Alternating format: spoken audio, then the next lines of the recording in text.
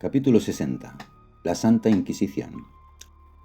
El sol de la tarde se filtraba entre los altos pinos, mientras Ira, el halconero, Evanesen, Eungenio y Merlín recorrían un estrecho sendero forestal. La atmósfera era tranquila. Solo el crujir de las hojas bajo sus pies y el ulular lejano del viento acompañaban sus pasos. De repente, un agitado batir de alas perturbó la calma. El halcón de Ira lanzó un chillido y se elevó al cielo en espiral. Antes de que ninguno pudiera reaccionar, una voz áspera tronó entre los árboles. «Deteneos ahí mismo», vociferó el líder de un grupo de hombres armados que emergió de la espesura. Una veintena de soldados de la Santa Inquisición rodeó a los viajeros, con sus lanzas y espadas desenvainadas. Llevaban jubones con la cruz inquisitorial y miradas frías llenas de fanatismo. Merlín alzó las manos lentamente en son de paz, instando con la mirada a sus compañeros a mantenerse serenos. Ira apretó los puños con rabia contenida. Evanesen dejó escapar un leve jadeo de alarma y Eungenio frunció el ceño, preparado un hechizo específico. Pero la voz calmada de Merlín resonó en sus mentes. Silenciosa y firme: «No hagáis nada, esperad. Por orden del Santo Oficio quedáis arrestados», declaró el capitán de los soldados.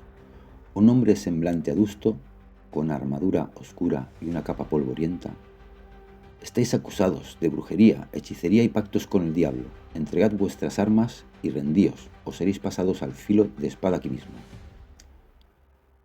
Los héroes intercambiaron miradas tensas. Sabían que negar o resistirse sería inútil contra tantos hombres. Además, emplear magia contra los representantes de la ley solo confirmaría las acusaciones. Muy despacio, Ira dejó caer al suelo la lanza, todavía mirando de reojo al halcón que ahora giraba alto fuera del alcance de los arqueros. Evanesen escondió sus manos temblorosas dentro de las mangas. Eungenio inclinó la cabeza, resignado, mientras Merlín, sereno, hacía un leve gesto para que los demás imitaran su ejemplo. «Así me gusta», gruñó el capitán, haciendo una señal. Al instante, varios soldados se abalanzaron sobre ellos. En un abrir y cerrar de ojos, les inmovilizaron las manos a la espalda y les colocaron pesadas cadenas de hierro en las muñecas y tobillos.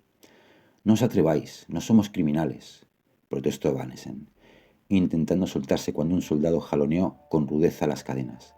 La joven se llevó un culatazo de lanza en el estómago por respuesta. «Silencio, bruja», escupió el inquisidor que la golpeó, observándola con asco y temor supersticioso. Eungenio dio un paso hacia ella, indignado, pero sintió de inmediato la punta de una espada en su cuello. «Tranquilo, amigo», murmuró Merlín con voz baja pero firme, clavando sus ojos azules en los de Eungenio. Este recordó la advertencia telepática y se contuvo, tragándose la rabia. Comenzó así la humillante marcha. Los 4 prisioneros fueron amarrados uno tras otro con una gruesa cadena que a su vez estaba anclada a la parte trasera de una carreta. En el carromato iba montado el capitán, vigilando con semblante satisfecho, mientras los caballos arrancaban al paso. Los soldados, a caballo, flanqueaban el carruaje y otros a pie cerraban la retaguardia, asegurándose de que ninguno de los cautivos intentase huir. Ira caminaba primero, con las muñecas entumecidas por los grilletes. Evanesen venía tras él, encorvada por el dolor del golpe recibido. Eungenio detrás murmuraba alguna maldición ahogada. Merlín cerraba la marcha, su túnica gris arrastrándose por el polvo del camino, y a pesar de la gravedad de la situación, el anciano mago mantenía la mirada serena, como si en lugar de dirigirse a una muerte segura, estuviera de paseo. «¿Qué haremos?», susurró Eungenio por lo bajo, inclinando la cabeza hacia Merlín sin dejar de caminar. «Si nos llevan a sus calabozos, estamos perdidos». Merlín esbozó una leve sonrisa tranquilizadora, hablando apenas en un murmullo que solo sus amigos pudieron oír. «Tened fe. El fuego nos mostrará el camino», dijo con enigmática calma.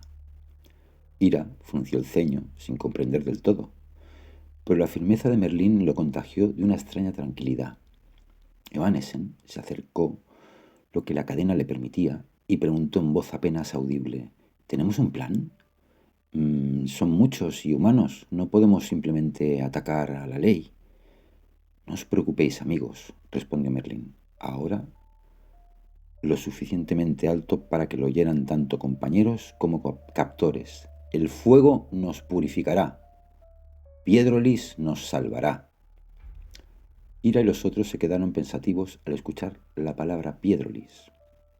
Inmediatamente recordaron las enseñanzas de Merlín, junto a la hoguera noches atrás, cuando les mostró preparada en pequeñas vasijas selladas la savia de la legendaria efedra andina, la planta denominada Piedrolis, cuyos extraños jugos podían ablandar la roca más dura y derretir el metal más fuerte. Comprendieron al fin que Merlín, lejos de haberse resignado a morir, tenía un plan. Los soldados, en cambio, no entendieron nada de aquella frase. Algunos se santiguaron al oír la palabra desconocida, otros rieron con sorna. ¡Ja!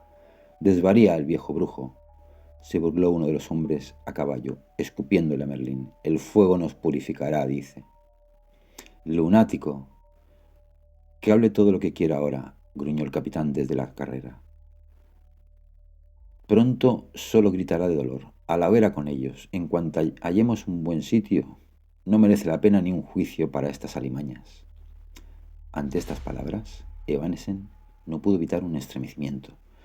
Sabía que la Santa Inquisición no mostraba clemencia, capturaba, torturaba hasta conseguir confesiones forzadas y finalmente ejecutaba de la manera más pública y terrorífica posible para infundir miedo, y a juzgar por la ferocidad en los ojos de aquellos soldados no iban a esperar demasiado. Pasaron un par de horas de penosa caminata.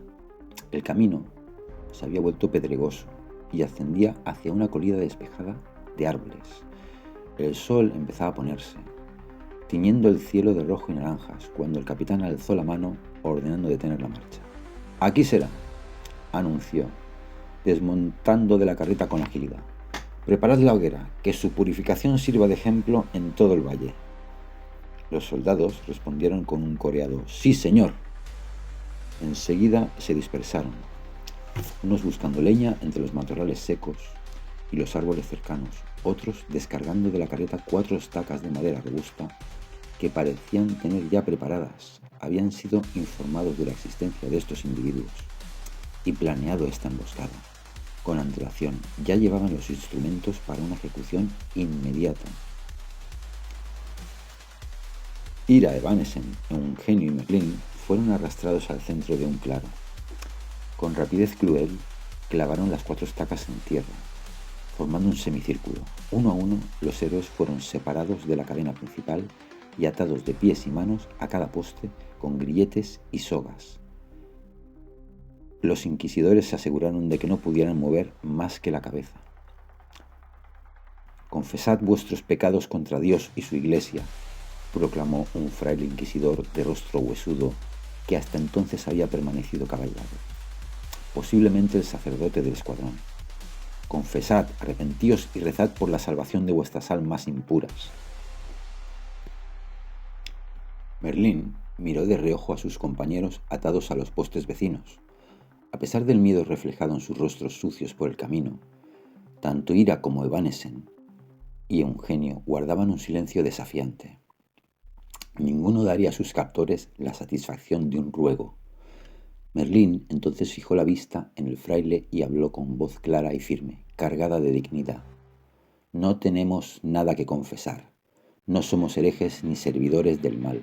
Solo Dios juzgará nuestras almas, no vosotros». El capitán chasqueó la lengua con impaciencia. «Basta de palabras. Sus almas ya están condenadas. No perdamos más tiempo», dijo volviéndose al fraile. Luego gritó a sus hombres: «¡Prenderles fuego!». Los soldados habían amontonado bajo cada estaca grandes haces de leña seca, formando una pira a los pies de cada prisionero, con antorchas prendidas en aceite. 4 soldados diferentes se adelantaron sonriendo con cruel anticipación. Evanessen cerró los ojos murmurando una última plegaria personal. Ira tensó los músculos intentando en vano zafarse de las ataduras que le mordían la piel.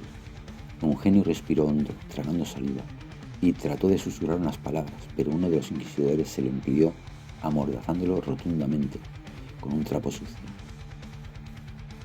Merlín, en cambio, permaneció inquietantemente tranquilo. Incluso esbozó una leve sonrisa, como si este desenlace no fuera más que un paso esperado. «Que Dios se apiade de sus almas», entonó el fraile inquisidor, haciendo la señal de la cruz. «Prenderles fuego», ordenó el capitán. Las antorchas tocaron la leña casi al unísono. En segundos, las llamas comenzaron a alzarse hambrientas. Un calor infernal lamió las botas de los cautivos y subió por sus cuerpos. El aire se llenó de crepitar de la madera y del denso humo que comenzaba a formar remolinos alrededor de las piras. Ira contuvo un grito cuando sintió sus pantalones chamuscarse. Evanesen tosió violentamente por el humo, con sus ojos inundados de lágrimas. Eugenio forcejeó en pánico al ver las primeras lenguas de fuego trepar por la estaca a la que estaba atado. Todo parecía perdido en aquel instante interminable, excepto para Merlín. Oculto por la densa humareda, Merlín por fin actuó. Con manos sorprendentemente libres bajo las cuerdas flojas, ¿habían cedido misteriosamente sus nudos? Sacó de entre los pliegues de su túnica un pequeño frasco de vidrio. Dentro brillaba un líquido verdoso. El anciano susurró unas palabras arcanas y destapó el frasco con el pulgar. Con cuidado pero con urgencia, vertió el contenido sobre los grilletes de hierro que aprisionaban sus muñecas y tobillos. El efecto fue inmediato y prodigioso. Al contacto con el líquido de la planta Piedrolis, el metal comenzó a burbujear y a ablandarse, como si fuera cera calentada. En un abrir y cerrar de ojos, las cadenas de Merlín se derritieron, escurriéndose de sus extremidades en hilos brillantes. Libre ya de sus ataduras, Merlín se apresuró entre las sombras titilantes del fuego a repetir la acción con sus compañeros. Primero alcanzó a Evanesen, que se encontraba a su derecha. La joven estaba sosteniendo y tosiendo y apenas notó la mano de Merlín tocando sus cadenas. Solo oyó un chisporroteo metálico y sintió como de pronto los grilletes caían hechos gelatina humeante, liberándola, e inmediatamente Merlín la empujó suavemente fuera del alcance de las llamas. Luego hizo lo mismo con Eugenio e Ira. Roció el mágico fluido sobre las cerraduras y eslabones, rompiendo sus ataduras en segundos. Los soldados, cegados por el humo y ocupados avivando el fuego, tardaron unos instantes preciosos en percatarse del increíble giro de los acontecimientos. ¡Hechicería!, gritó al fin uno de los guardianes al ver la silueta de Merlín moviéndose libre entre las llamas. ¡El brujo se ha soltado! ¿Qué demonios?, exclamó otro, retrocediendo con terror al ver a Ira saltar ágilmente desde la hoguera, seguido de Eugenio. El capitán se volvió hacia la escena con los ojos muy abiertos de ira y sorpresa. Desenvainó su espada gritando órdenes a diestra y siniestra. «¡Detenedlos! ¡No dejéis que escapen! ¡Acabad con ellos ya!». Algunos soldados corrieron hacia los prisioneros liberados, mientras otros buscaban agua o arena para apagar las hogueras que ahora ardían descontroladas. Pero Merlín no había acabado su plan. El anciano alzó su bastón, que los inquisidores le habían dejado colgado del cinto, creyendo que era un simple accesorio, y emitió un silbido agudo que resonó por encima del rugido del fuego, un sonido claro, sobrenatural, que pareció vibrar en el aire como el canto de un pájaro fantástico. Por un instante, todo pareció suceder en cámara lenta. Los soldados se detuvieron confundidos. Ira y Eugenio se miraron entre sí, llenos de esperanza. Evanesen alzó el rostro ennegrecido por el hollín hacia el cielo crepuscular. De las nubes teñidas de rojo surgió una figura luminosa. Era el hada Viviana, que saludando a Merlín apareció como un destello esmeralda flotando en el aire. Su silueta etérea irradiaba una luz suave y protectora. Con un dulce movimiento de sus manos invocó a sus maravillosas criaturas mágicas.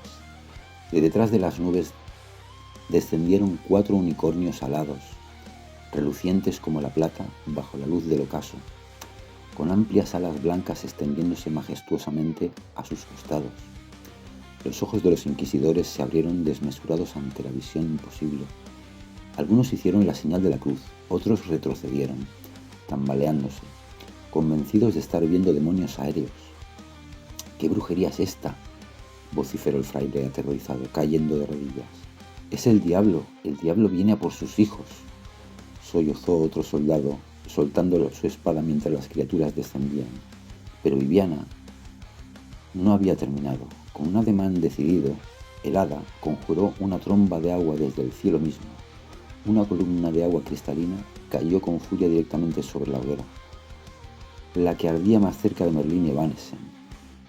El chorro impactó contra la leña encendida, sofocándola al instante, y en una explosión de vapor silbante.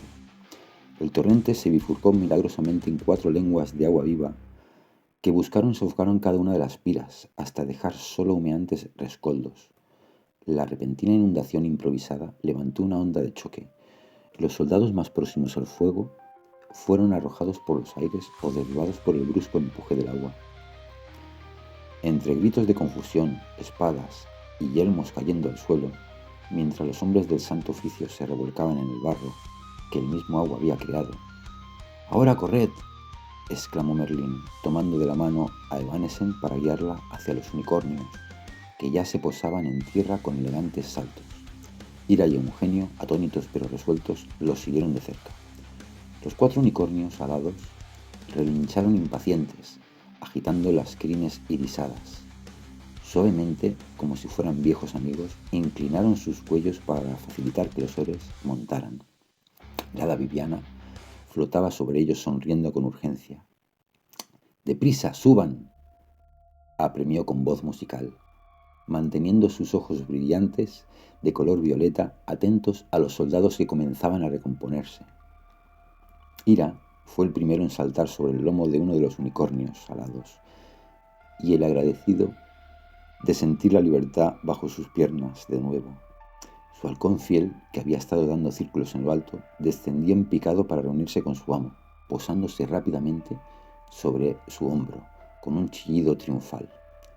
Evanesen, aún tosiendo, necesitó la ayuda de Merlín para subir al siguiente unicornio. Una vez a los lomos, Evanesen se aferró a la crin perlada con alivio. Y Eugenio montó al tercero, con algo de torpeza pero con una sonrisa incrédula, dibujada en el rostro. Finalmente, Merlín subió al 4.º unicornio, no sin antes dirigir una última mirada compasiva hacia los soldados empapados que se levantaban a duras penas. «¡No los dejéis escapar!», gritaba el capitán, empapado de pies a cabeza, con el rostro deformado por la furia mientras intentaba recuperar su espada del barro. «¡Arqueros!».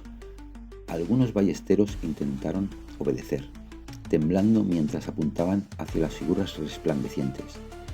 Pero era demasiado tarde. Con poderosos aleteos, los unicornios alados se elevaron del suelo justo cuando un par de virotes silbaron inofensivos bajo sus pezuñas. Merlín, Ira, Evanesen y Eugenio emprendieron el vuelo montados en las criaturas mágicas, subiendo cada vez más alto en el cielo teñido por el atardecer. El hada Viviana los acompañaba, volando grácilmente a su lado, envuelta en su aura de luz verde.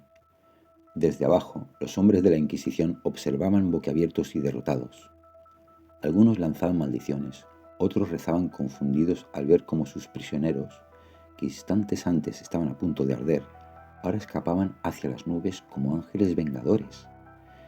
El capitán cayó de rodillas, impotente, golpeando la tierra húmeda con el puño. Merlín volteó la vista una vez más hacia el claro mientras su unicornio ganaba velocidad. Sus ojos se encontraron un segundo con los del capitán inquisidor allá en la tierra. El anciano mago inclinó ligeramente la cabeza en un gesto casi respetuoso, y una leve chispa pareció brillar en sus pupilas, difícil de interpretar. ¿Compasión por aquellos hombres cegados por el fanatismo o triunfo sereno por haber escapado de sus garras? Tal vez ambas.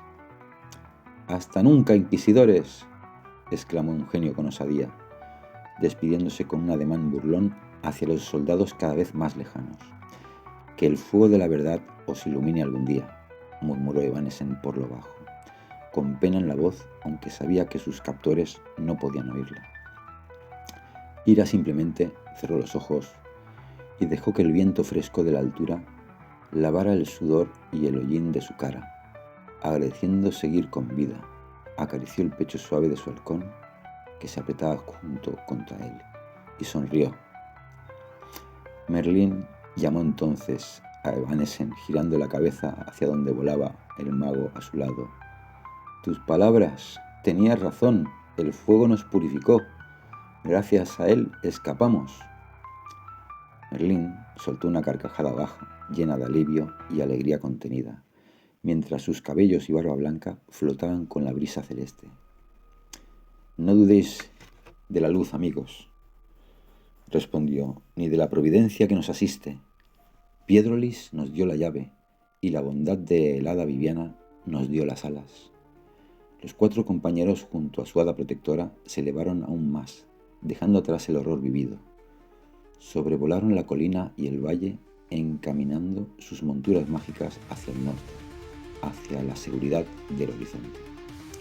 Abajo, el claro de la emboscada quedó atrás, 4 estacas humeantes alrededor de un charco embarrado, y una veintena de soldados empapados y desconcertados que jamás olvidarán la tarde en que sus víctimas se escaparon volando como pájaros celestiales.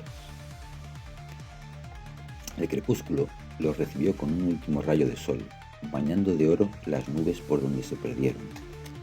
Ira, Evanesen, Eugenio y Merlín volaban libres, a salvo por ahora de la oscura mano de la Inquisición, listos para lo que el destino les tuviera preparado más adelante. Habían sobrevivido a la hoguera juntos gracias a la mezcla de astucia, magia y lealtad que los unía. Y mientras se alejaban, Merlín apretó contra su pecho el frasco vacío de Piedrolis, agradeciendo en silencio al misterio de la naturaleza que les había salvado la vida en la hora más oscura. Así, con el viento del norte cantando en sus oídos y la noche aproximándose con promesas de nuevas aventuras, nuestros héroes escaparon de las garras de la muerte, una vez más, dejando una estela de esperanza y magia en el cielo crepuscular.